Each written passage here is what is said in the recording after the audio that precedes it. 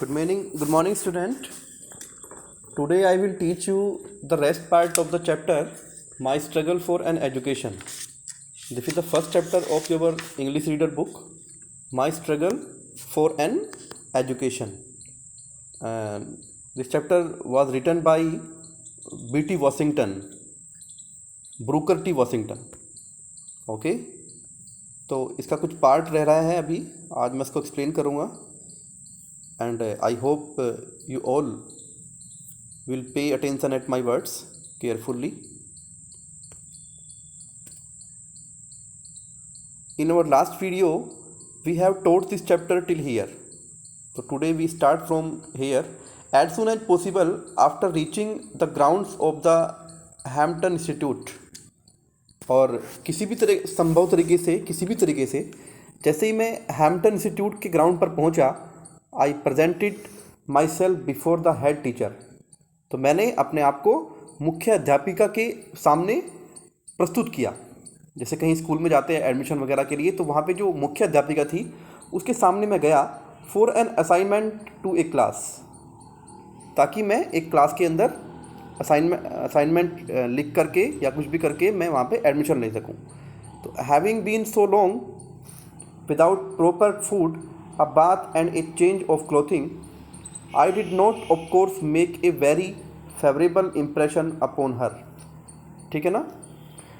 Having been so long without proper food, बहुत दिनों से अच्छा भोजन ना मिलने के कारण, ए बात ना नहाने के कारण, ए चेंज ऑफ क्लोथिंग कपड़े ना बदलने के कारण, मैं मुख्य अध्यापिका के ऊपर इतना अच्छा इम्प्रेशन तो नहीं डाल सका. And I could see at once that there were doubts in her mind about the wisdom of admitting me as a student. और जैसे ही मैं वहाँ पहुँचा तो मैं देख सका कि उसके मन में कुछ ना कुछ संशय था, कुछ भ्रम था मेरे प्रति कि कहीं ना कहीं मैं इतना होशियार ना हूँ. For some time she did not refuse to admit me. कुछ देर तक तो उसने मुझे एडमिट करने के लिए, मुझे एडमिशन देने के लिए मना नहीं किया. Neither did she decide in my favor, और ना ही वो मेरे पक्ष में बोली.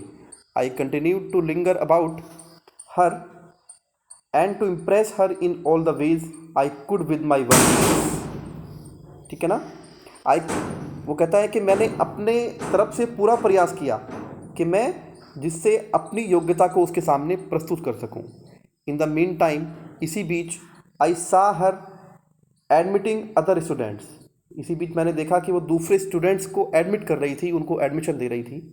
And that added greatly to my discomfort, और इससे मेरे अंदर जो है बेचैनी बढ़ गई मेरी.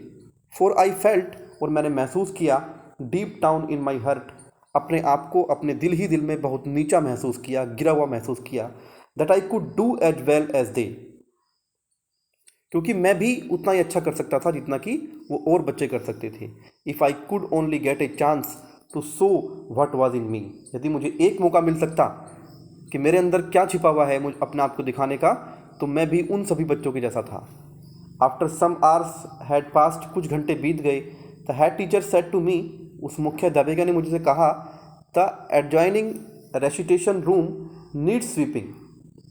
जो पास में लगा हुआ रेसिटेशन रूम बोलते हैं संगीत कक्ष, जहाँ पे स्कूल्स के अंदर क्या होता है कि एक म्यूजिक रूम होता है, तो वहाँ पे सभी जितने भी इंस्ट्रूमेंट होते हैं, म्यूजिकल इंस्ट्रूमेंट वहाँ पे रखे होते हैं, तो that is called recitation room. तो take the broom and sweep it, बराबर में एक रेसिटेशन रूम है, संगीत कक्ष है, वहाँ पे जाओ, झाड़ू लो और उसकी सफाई करो. It occurred to me at once that here was my chance, और मुझे उस टाइम तुरंत ऐसा लगा कि शायद यही मेरा मौका था, यही मुझे मौका दिया गया था. Never did I receive an order with more delight, आज से पहले मैंने कभी किसी के आदेश को इतनी अच्छी तरीके से नहीं स्वीकारा था. I swept the recitation room 3 times, और मैंने उस संगीत कक्ष को 3 बार साफ किया. Then I got a dusting cloth, तब मैंने एक डस्टिंग क्लॉथ उठाया. एंड डस्टेड इट 4 times, और उसको 4 बार झाड़ा. ऑल द वुड वर्क, जितना भी लकड़ी का सामान था, अराउंड द वॉल्स, दीवारों के ऊपर, एवरी बेंच, जितनी भी वहाँ पे बेंच रखी थी, टेबल रखी हुई थी, डेस्क रखी हुई थी, I went over 4 times with my dusting clothes. उन सब के ऊपर मैं लगभग उस डस्टिंग क्लोथ को लेकर के, यानी उससे झाड़ता झाड़ता हर सामान के ऊपर मैं लगभग 4 बार गया, 4 बार तक मैंने साफ किया। Beside every piece of furniture, furniture के हर जो फर्नीचर, छोटा मोटा फर्नीचर पड़ा था उसको छोड़कर, had been moved and every closet and corner in the room had been thoroughly cleaned. मतलब दीवारें, कोने और कमरे का हर एक छोटे से छोटा कोना मैंने कंप्लीटली साफ कर दिया था। I had the feeling that in a large measure my future depended upon the impression, क्योंकि मैं ऐसा महसूस कर रहा था कि बड़े पैमाने पर जो मेरा भविष्य था वो इस प्रभाव पर निर्भर कर रहा था कि मैं आज इस कमरे को कितनी अच्छी तरीके से इसकी सफाई करता हूँ। I made upon, come on the next page.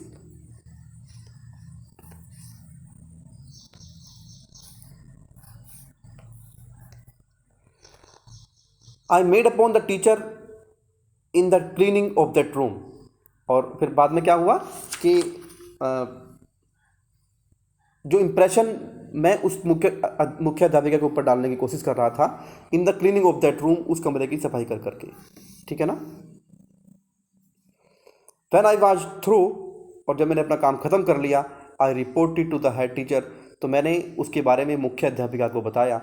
C was a Yankee woman, वो एक यांकी वुमेन थी, यानी यांकी एक कंट्री है, एक इलाका है, जैसे वो कहते हैं ना कि हरियाणवी है, गुजराती है, महाराष्ट्र है, तो ऐसे ही यांकी था वो एरिया। तो she was a Yankee woman who knew just where to look for dirt, जो बहुत अच्छे तरीके से जानती थी कि धूल को कहाँ देखा जाता है। तो she went in to the room and inspected the floor and closets, वो तुरंत कमरे में गई, वहाँ के फ्लोर को और वहाँ के जो क्लोसेट्स थी, जो अलमारियाँ थी, उनको देखा। देन सी टुक हर हैंडकरचीफ, तब उसने अपना रुमाल लिया, and rubbed it on the woodwork about the walls, और उसको दीवारों पर और जितना भी लकड़ी का फर्नीचर था उस पर रगड़ के देखा। And over the table and benches, और टेबल के ऊपर, बेंचेस के ऊपर देखा।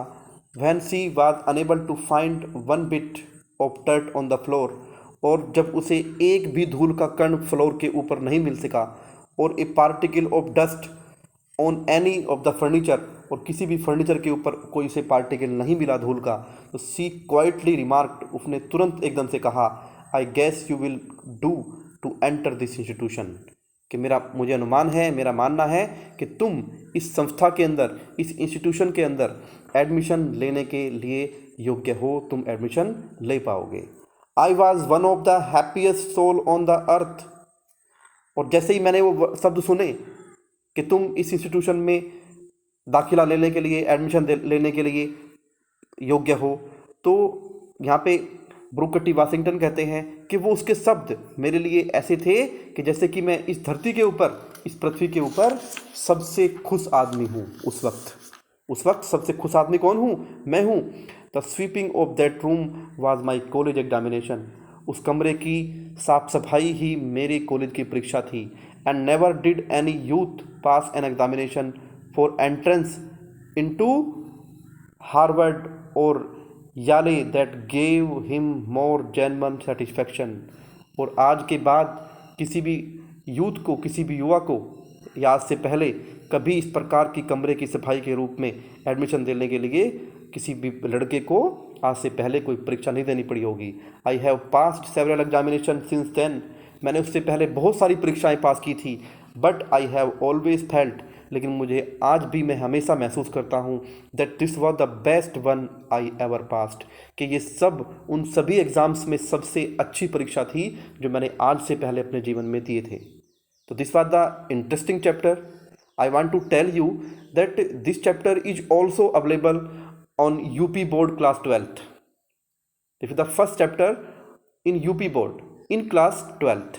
ठीक है ना? तो you are so lucky that you are reading and studying this chapter in class 8th.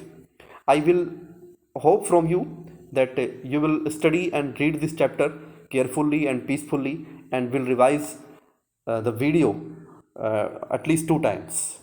I will send the book work and question answers of this chapter to you, and फिर मिलते हैं नेक्स्ट वीडियो में. Have a good day, good bye.